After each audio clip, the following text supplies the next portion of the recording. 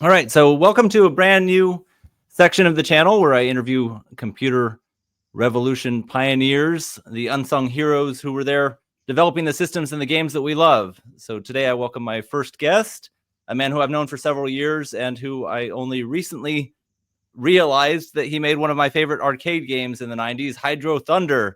Very pleased to welcome Steve Ranck. Welcome, Steve. Thank you, Jesse. I appreciate you having me.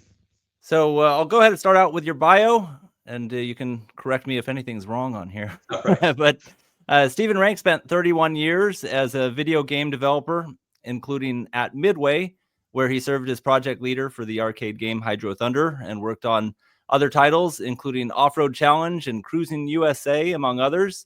He founded and sold 2 video game development studios, including Swing and Ape Studios, which he sold to Blizzard, and Specular Interactive, which developed H2Overdrive and Dirty Drivin, and was acquired by 2K. He retired earlier this year. So thanks for joining. All facts. Yeah, thanks. It's been a Getting started. Career. So what made you pursue a career in video games? Well, actually, I started working on games and just entertaining people through games back when I was a kid. And I remember this being in my bedroom, and this is before we had a VCR. There was this commercial of Gene Roddenberry, Star Trek, guy who created Star Trek, and he was promoting his Star Trek Phaser Battle game. This is a physical game that you'd have a little joystick, and you would align your target with the Klingons and take them out, stuff like that. And I was just so excited about that. And at the time, I sort of promoted myself from playing with blocks at a very young age to Tinker Toys to Legos. And then at that time, I was actually building things with this construction set called Fisher Technique, which was made in Germany and only available in the US at certain very specific stores. So I had these Fisher Techniques laying around, and with these things, you could build mechanical things and electronic things. And I thought it'd be really cool if I could build my own version of the Star Trek Phaser Battle. So I would watch TV, and every time that commercial came on, I'd run to the TV with my notepad, and I just sketched down as much as I could remember. And I just kept on doing that. And I still have those drawings today of this thing. And I actually made my own Star Trek Phaser Battle out of Fisher Technique. And about, a big cardboard box was the housing, this semi-translucent screen with a starscape that I drew on with stars in the background. And my friends would come over, and I just did it for myself, but they would come over and play it. And I learned that I really enjoyed watching people play my game. And after that, I made a bunch of other mechanical games, Star Wars games, and things like that, and then branched out. But yeah, as a very young kid, I built that Star Trek Phaser Battle game back when I was 12 years old, and just kind of went from there. What early computers did you have? My first computer was an Apple II computer, and my friend and I used to ride our bicycles after high school to this little computer place in Brea, California called Computer Plus. And the owner there, Mr. Lopez, I remember his name, he had one employee, Javier, and Javier was the programmer, and he would be programming the computer. And we were fascinated by this computer. And we were like, my friend and I thought, would Mr. Lopez allow us to actually use one of his Apple II computers? And he did. And we were surprised. Now, at the time, we were surprised, but now I realize because he wanted people to see just how easy it was for even kids to use an Apple II computer. So we started riding our bikes down there every single day and writing games on the Apple II computer, learning all about, the basic programming language that Steve Wozniak had implemented in the computer. And that was my first computer. And I asked my dad if he would buy me an Apple II computer for Christmas. This is like the beginning of summer. And I'll never forget this. He told me, my dad was a very smart man.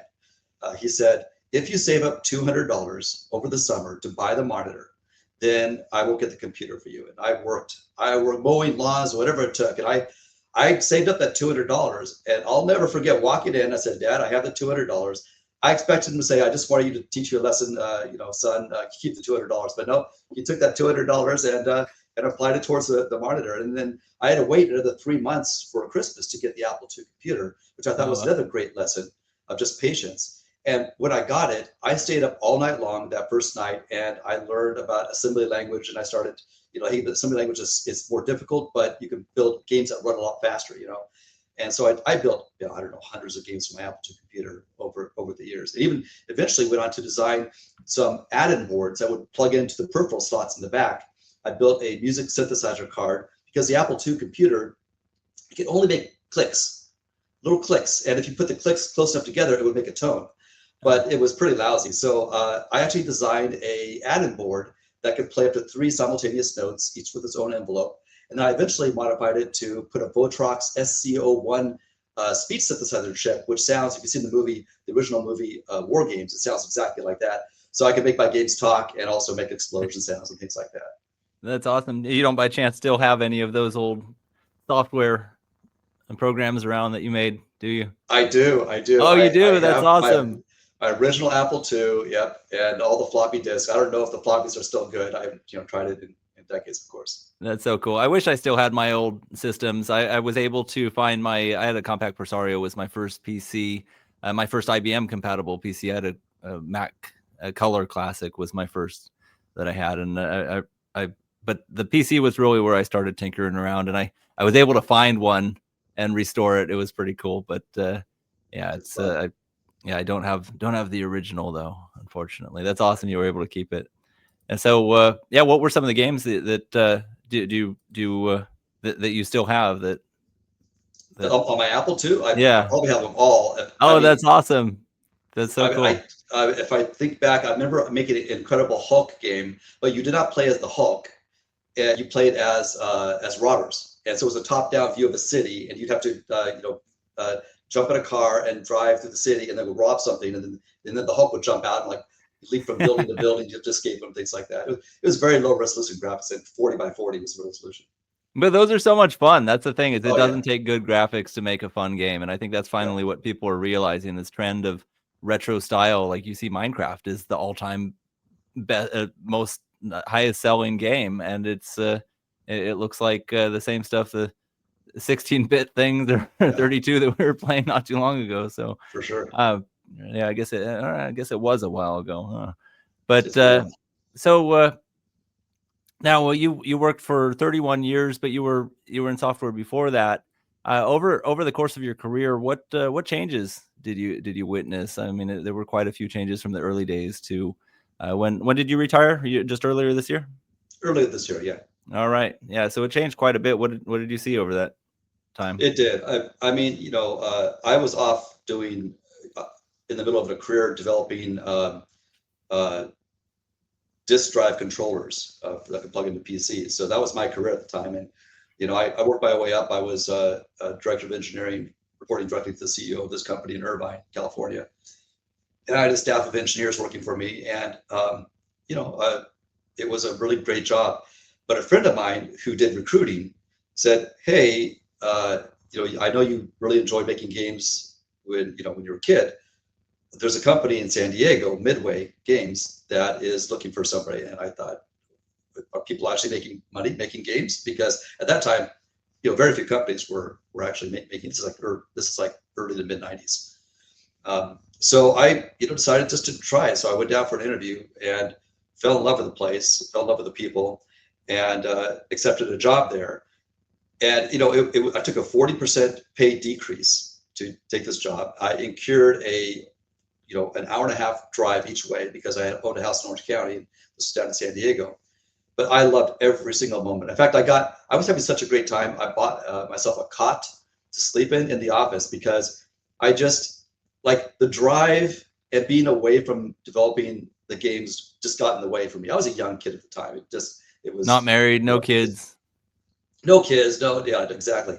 It's just all I wanted to do. I wanted to learn as much as possible, and work. So I worked on Crusin USA, as you mentioned earlier, for the Nintendo 64. That was my first game in the industry, and then I was on a family vacation at Lake Powell, and I remember being on top of the houseboat. And if you're not familiar with Lake Powell, it's like these narrow canyons, these massive canyons. It's not like a wide open lake, some areas. And we were in one of these canyons, and I remember hearing the echo of this superboat that was approaching, and just reverberated, throughout the canyons. And I thought, it's too bad he has to go so slow, because it would be a lot of fun if he could just open it up on these winding turns. And I thought that would be a really great game.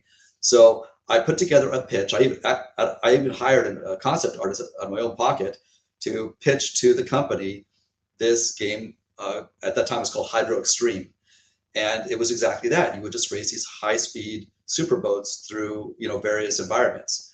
And the company told me if I helped the Offroad Thunder team, on their multiplayer, then they would give me a small team to put together a prototype for Hydro Extreme. And so I did that, and they gave me a couple of artists. I was the only engineer, and we put together this amazing demo. I mean, it truly was an amazing demo. It wasn't playable. It was just it was animated all in real time, but you couldn't actually try the boat because we only had a couple of weeks to put this together. And the CEO came down for one of his visits. He was located in Chicago, so he flew to San Diego for one of his periodic visits where he would review the teams of the various projects. And they swung by our room. Basically, it's the small room with no windows. We had the whole demo set up, and we sat him down and we pitched the whole game to him.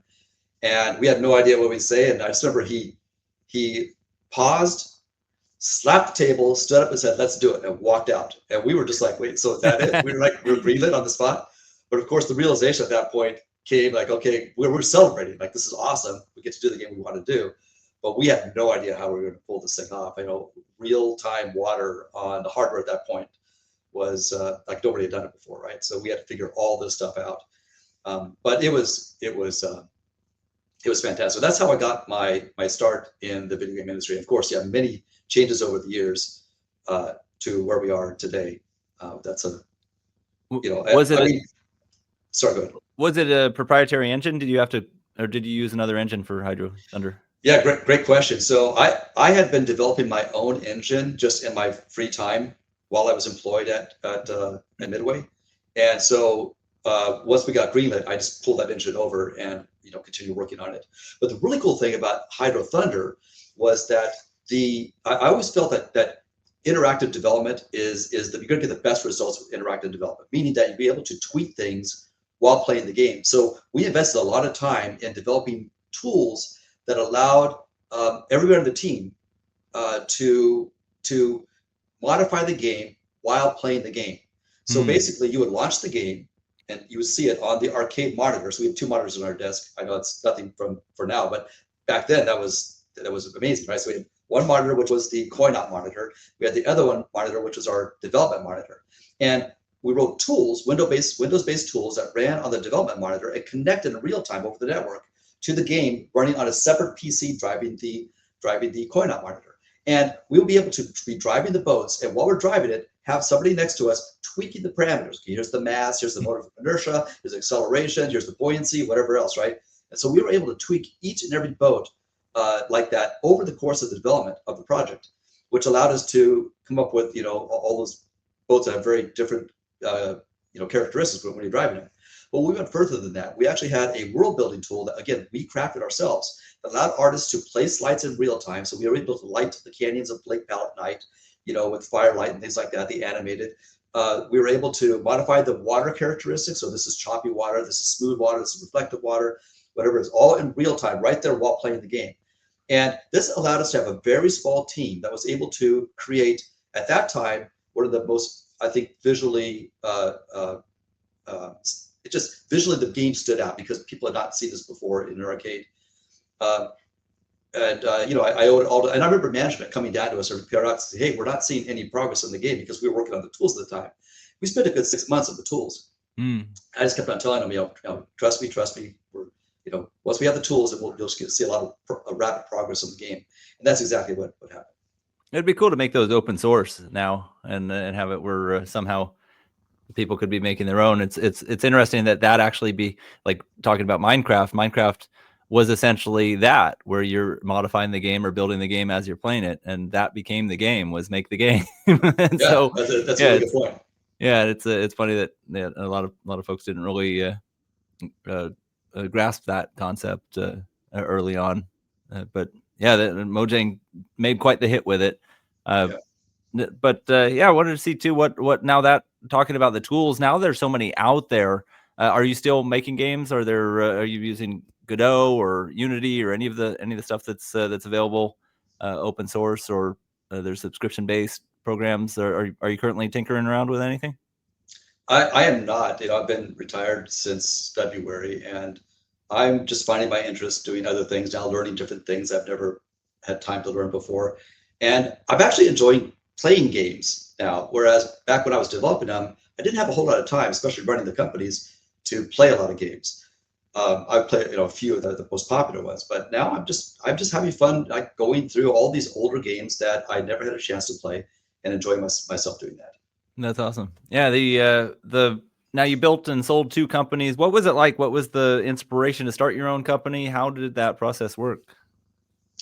That's another great question. Yeah, so I just finished up HydroThunder, and we were starting to work on HydroThunder 2 and a game called Stock Carnage, which was a stock car game kind of in the spirit of HydroThunder.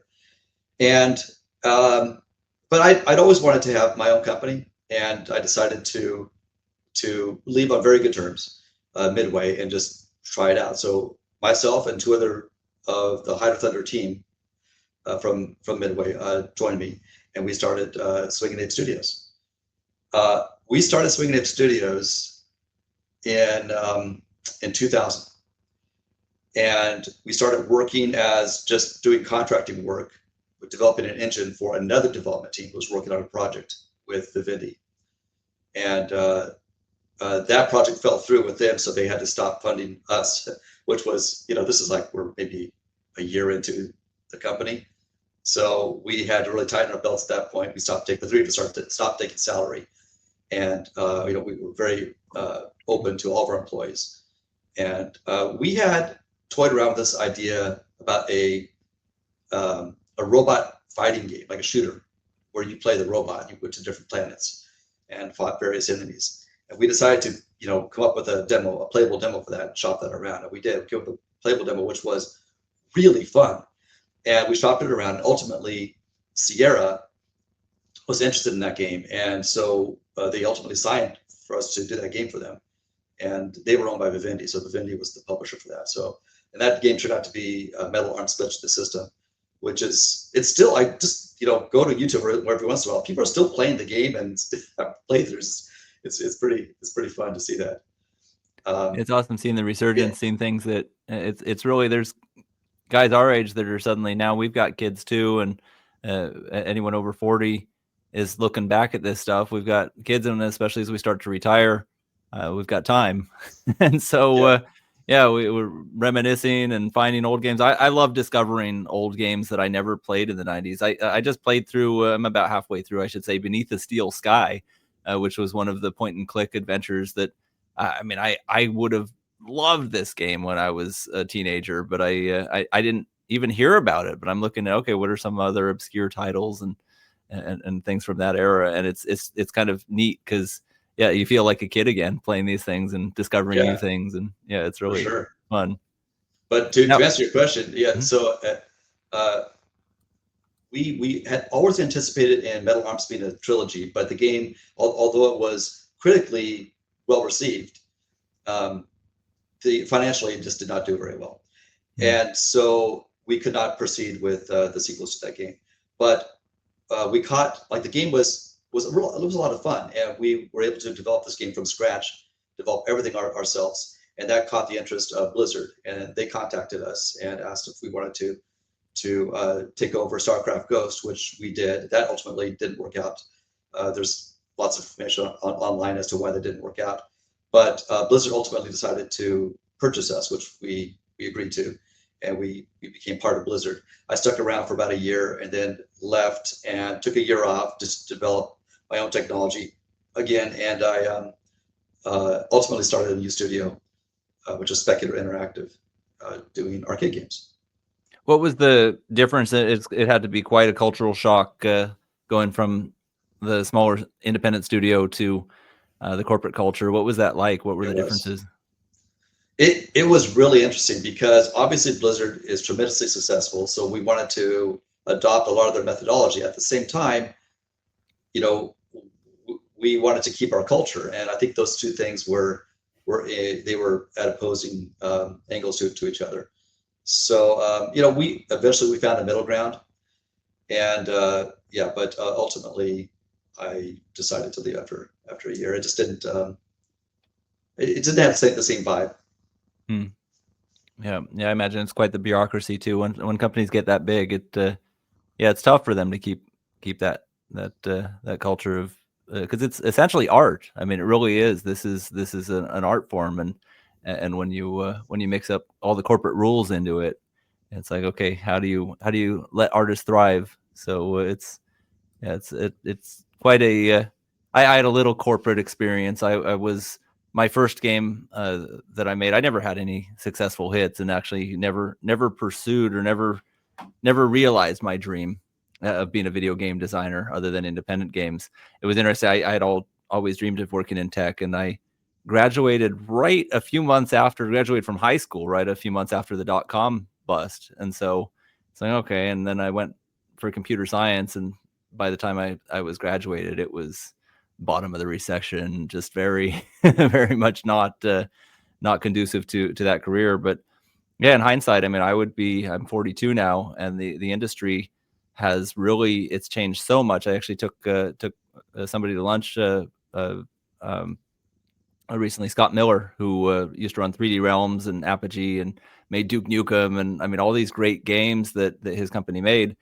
And I asked if he has, I said, hey, where's your studio? And he said, no, everybody's working remotely. If I had a studio, it would be tough to pay folks now. There's so much to have any overhead. And I'm just thinking, man, it's just so saturated. If Scott Miller can't have a studio that would be profitable, a physical studio, it's really tough. It would be tough for anyone starting out. It's just very saturated. And the tools are right there. Changed. Yeah, I couldn't believe it. I downloaded. Back when we started Swing Dave Studios, that was a sweet spot. It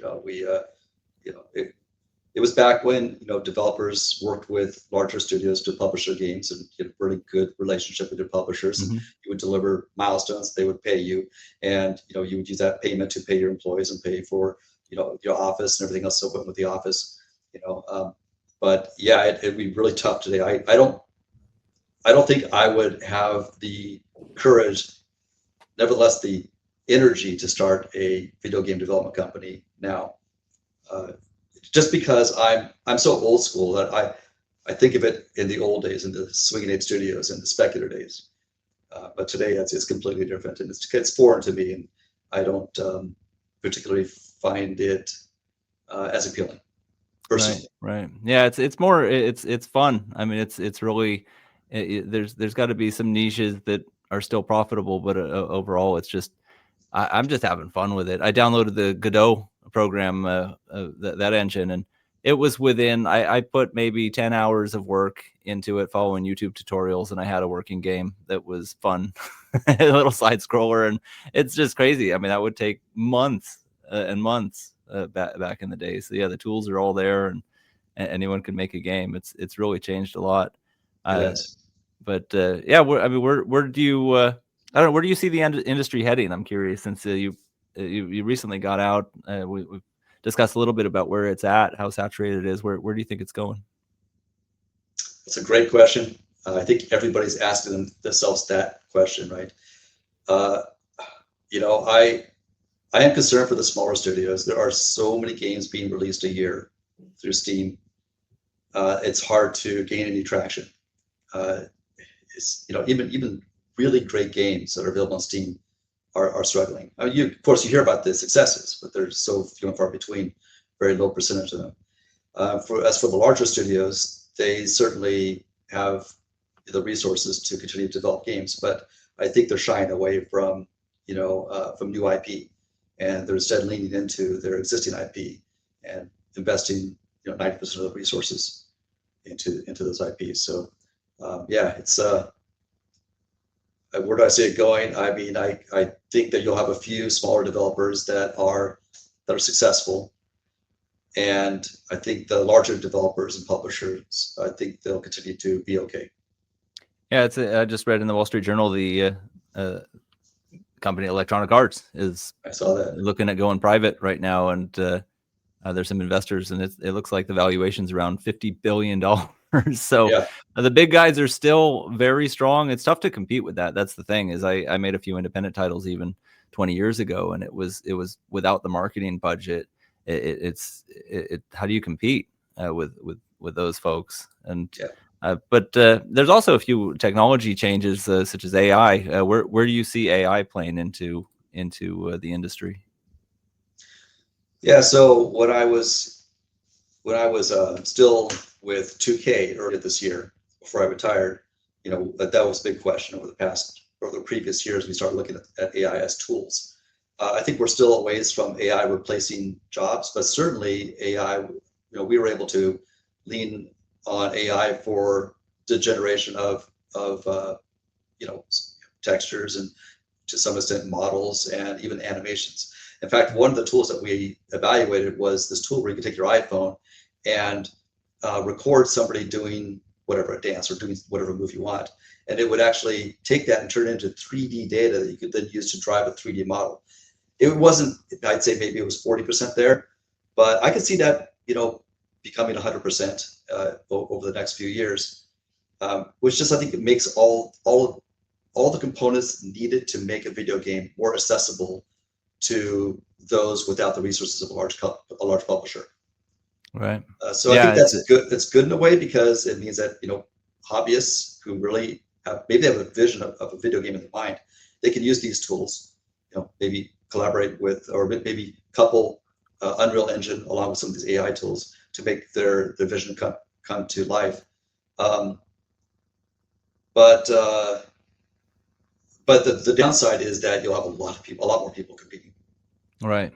Yeah, definitely. And it makes it easier for, like you said, independent guys to have the resources. Because I played around a little bit the other day with one of the AI programs and generating pixel art, and it came up with just beautiful stuff. And it's like, okay, and now animate this pixel art to do this, and it just does it. And it's like, this would be quite pricey. But then it comes into there's legalities. It's like, okay, is it who owns it? Who's the it also pulls its data from the web, so it might pull something that is already that might infringe on somebody else's work. And it's got a lot. It's definitely, I think it's an unstoppable force, but it's got a ways to go to direct it in the right way. But yeah, we'll definitely see some impacts there. I've always thought it would be cool to have a game that changes every time you play it because it's run by AI and it's like it's generating new worlds and new story. And I mean, that would just be, I'm sure somebody's working on that. Yeah, I'm sure it's going to happen. One thing I wanted to address too is the social aspect of games. So the more connected that we become technologically, the less connected we are as people, and that's something that I think we're seeing a tremendous impact on mental health in not just America but in the Western world, particularly in kids. I mean, when we were kids, I remember games were very social. You would go to the arcade and you would hang out with your friends, and you would if you had a Nintendo, you would invite your friends over and you'd be playing together, and it was very social. And then it changed. I mean, even in the 90s was probably the last where we'd have LAN parties. And that was, I mean, I started hosting them again every spring and fall. Our next one is actually this weekend. But yeah, I've got a group of nerds that we get together and lug old CRTs that we've found in e-waste, and we network our computers and play the games. And it's very fun, and I think it feels recharging for the soul just to be together and playing games with real people in person. But the high-speed internet essentially ended that, and now you see people very disconnected. And I want to just hear your thoughts on that. Where things are going on as far as making games more social and making addressing the mental health issue. What are your thoughts on that? Yeah, I 100% agree with what you said there. I remember the arcade days where we would go to the arcade with our friends, and you'd meet new people there, you'd interact with people, you would play multiplayer games on the same screen. It was really a social event.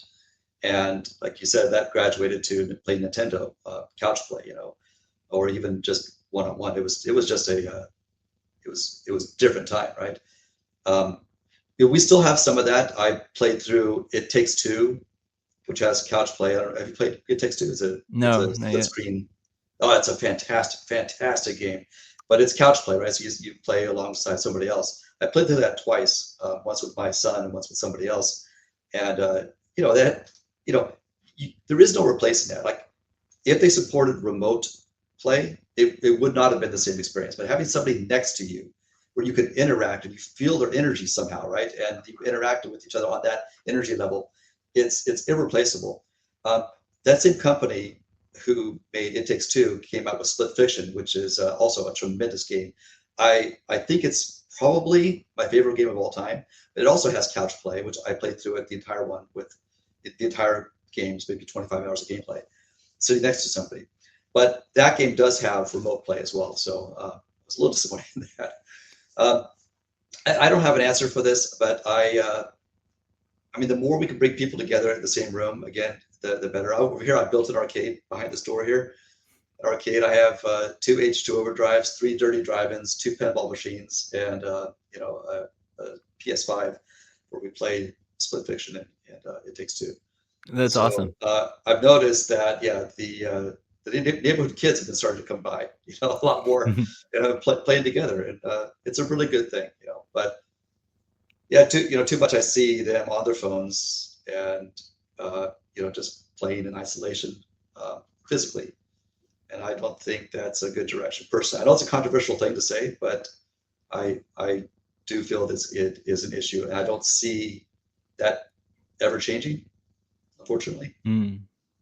Yeah, I think, I mean, it's got to reach a breaking point. I mean, it's up to the individual. You can I really try to limit the time of my kids and try to limit my own, especially on social media. It's very I guess I don't know, it's soul crushing when you're scrolling through and seeing fight videos and random junk that's being pushed to the feed. And the comments are all terrible. And the comments are people fighting and hiding behind their fake screen names. I mean, the worst of humanity comes out, just trying to destroy each other, and it's very draining. Whereas when you're playing a game in person, it's very recharging. It's very, I mean, we are social creatures. That's a great way of putting it.